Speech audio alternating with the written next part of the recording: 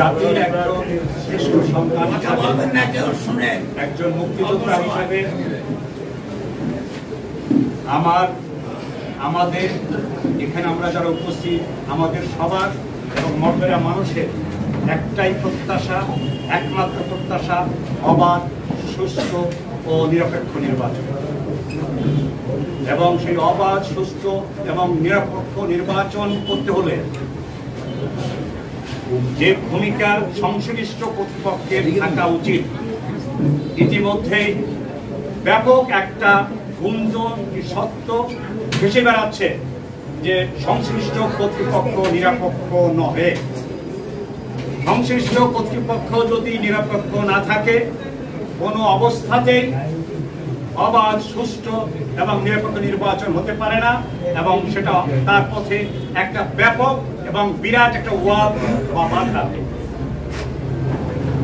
সেই লক্ষ্যে আমি পিছনের দিকে ফিরে যেতে চাই না। আমি শুধু এইটুকুই বলতে চাই,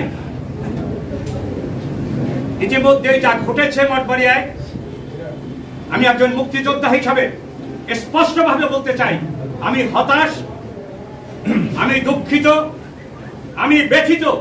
এইটা সংশ্লিষ্ট কর্তৃপক্ষের কাছ থেকে, সে সিভিল অ্যাডমিনিস্ট্রেশন হোক আর আইন শৃঙ্খলা বাহিনী হোক, তাদের কাছ থেকে সেই রকম প্রতীয়মানই যদি হতো, তারা আমার মনে হয় আজকে মঠবাড়িয়া থমথমে অবস্থা বিরাজ করতো না।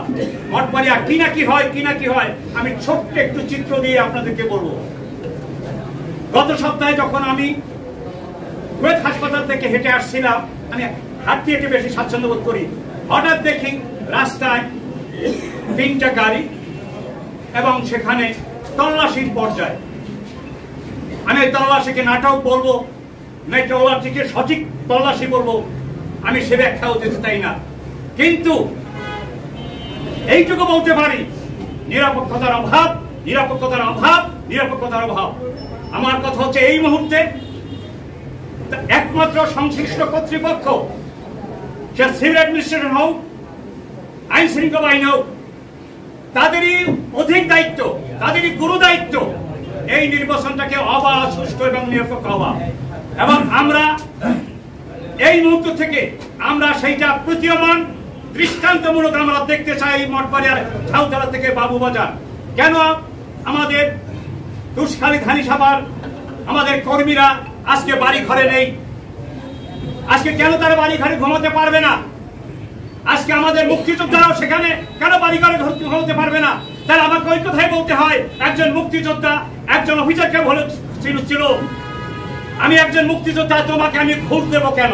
তাহলে আঙ্গুল কিন্তু আমরাও তুলবো মঠবাড়িয়াতে যদি এইরকম কোনো কিছু আমরা দেখি, তার ইনশাআল্লাহ আগামীকালকে থেকে আমরা রাস্তায় থাকবো। ধন্যবাদ সবাইকে। জয় বাংলা, জয় বঙ্গবন্ধু।